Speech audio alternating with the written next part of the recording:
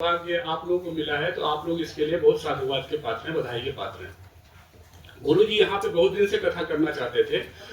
कुछ दिन पहले ही स्वामी योग ऋषि स्वामी रामदेव जी ने ये प्रस्ताव किया कि गुरु जी आपको देवघर में भी एक कथा करनी चाहिए, क्योंकि उनका अपना विषय था कि यहाँ पे जनजातीय क्षेत्रों में भगवान आदिवासियों और आदि गुरु का जो संबंध है, आदि गुरु भगवान शिव हैं और यहाँ के निवासी जो आदिवासी हैं वो पूरे देश के नहीं पूरे दुनिया के सबसे कह लीजिए कि अगर पूरी दुनिया का कोई पूर्वज है तो इस क्षेत्र के छोटा नागपुर पठान उन्होंने आदि गुरु को जिस रूप में लिया होगा, उसको जिस रूप में बढ़ाया होगा, बाकी दुनिया उसी रूप को उसी को समझ के आगे बढ़ी होगी।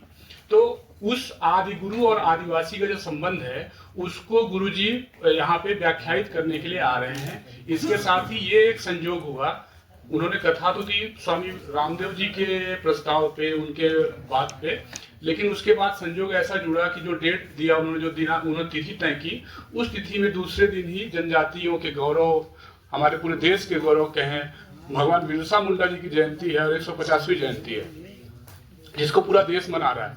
तो इसलिए गुरुजी ने आदेश दिया कि आप लोग जो भी थीम रखिए वहाँ पे स्थानीय लोगों को ये आभास होना चाहिए कि हम लोगों के मन में भगवान बिरसा मुंडा के प्रति जो श्रद्धा है वो मंच पे स्पष्ट रूप से दिखना चाहिए।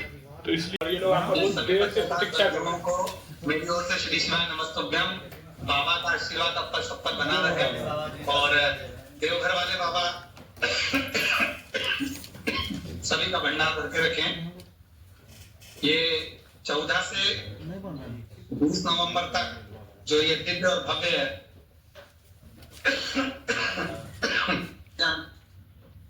शिव महापुराण कथा का होने जा रहा है, पवित्र आयोजन में अवश्य आए और इस पवित्र आयोजन का लाभ भी लें। साथ में ये पवित्र आयोजन बाबा देवघर में बाबा के धाम में हो रहा है, जहां स्वयं सती और शिव विराजमान है, जहां पर माँ जगतजननी अम्बा भगवान शंकर जी के साथ विराजमान है। ऐसी पवित्र भूमि पर 12 ज्योतिर्लिंग के इस पवित्र स्थान पर ये पवित्र कथा होने जा रही है। और सबसे बड़ा सौभाग्य तो ये है कि 15 नवंबर को बाबा की कृपा से यहाँ पर जो इस पृथ्वी के सबसे बड़े लाल हैं श्री बिरसा मुंडा जी की इस पवित्र जयंती महोत्सव पर भी 150वां जयंती महोत्सव है, उसके अंतर्गत ये कथा 15 नवंबर को उनका जयंती उत्सव पड़ रहा है। तो ये एक अलग ही गौरव का विषय रहेगा जो कि झारखंड की भूमि से जनमानस को, पूरे विश्व को मिलेगा। और इस पवित्र अवसर पर आप और हम कथा का लाभ लेंगे। जितने भी पत्रकार बंधु बैठे हैं मैं उनको बहुत बहुत धन्यवाद देता हूं कि आप सबका सहयोग मिलकर, और ये रजत जयंती भी है, झारखंड राज्य का जो निर्माण हुआ उसका, तो ये भी एक अवसर इस कथा के अंतर्गत रहेगा जिसमें पूरा झारखंड आनंद लेगा और बाबा का आशीर्वाद प्राप्त करेगा।